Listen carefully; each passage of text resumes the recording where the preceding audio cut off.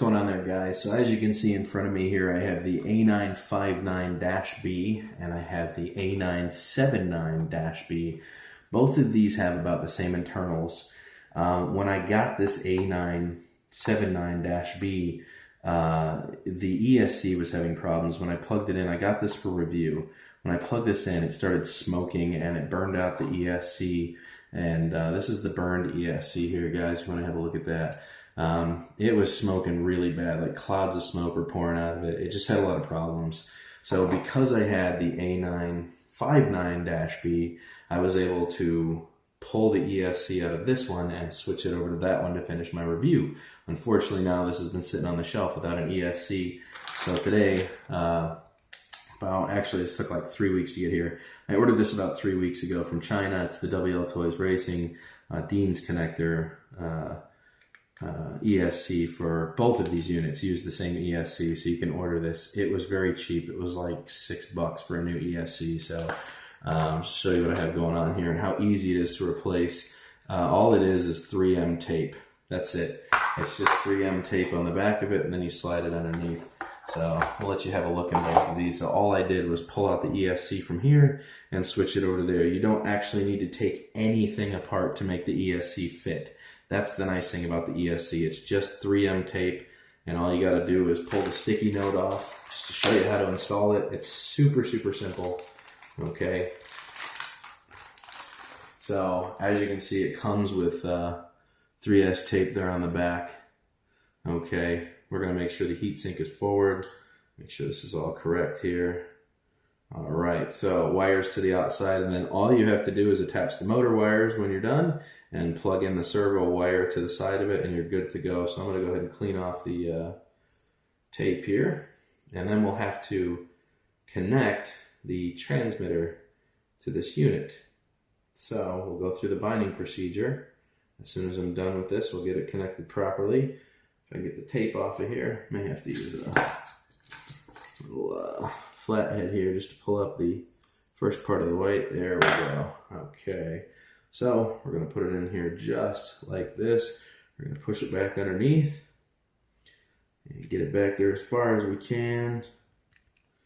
There she is, and then all you got to do is push down the 3M tape and you're good to go. Make sure it's got a nice lock. Make sure it's not pushing on anything. Oh, should be good to go here. So that's how easy that is. There's not really much to it. It's got its own tray that it sits in. Just make sure that you get it nice and locked in there. So that's it. That's the ESC. So now all you got to do is plug in the servo connection to it here. Get this lined up. Give me 1 sec here. By the way, I'm going to show you where the servo connection is. It is right there. So you're just taking this wire and putting it back in here. I may need a pair of pliers for this, but we'll see. If I can get it in here with just my hands. We're almost there. Come on. There we go. Servo wire connected.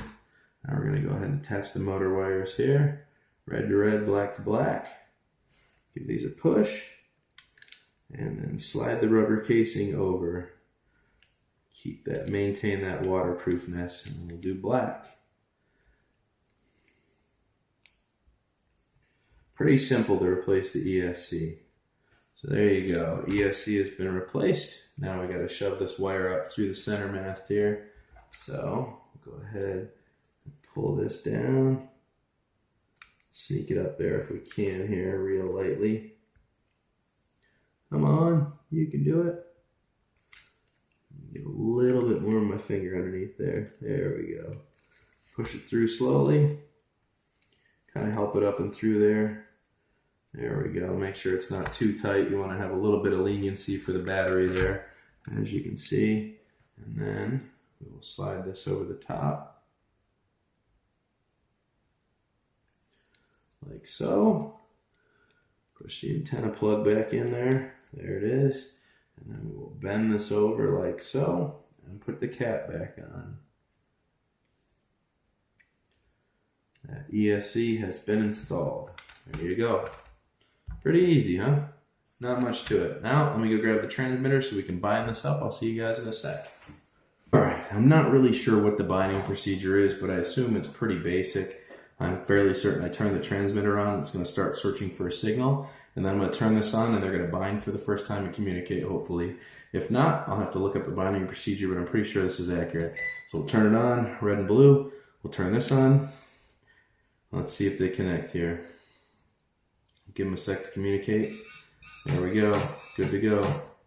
So that was it. That's all I had to do. Now they're communicating for the first time. Let's pull this up. And there you go, guys. That's how it's done.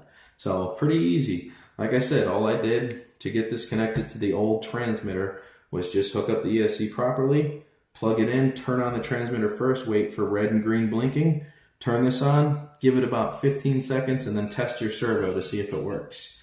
If it doesn't work, just turn it off and start over again. Now that these have binded, I should be able to just turn this off, turn this back on first, turn that on, ready to go. Nothing to it. Brand new ESC, binding procedure is automatic, good to go. Alright guys, that is how you replace the ESC in the A979-B. Same principle for the the A959-B and the A979-B. Same internals, same setup, same principle. So that's how it's done. Alright guys, drone worship, I'm out. Toodaloo.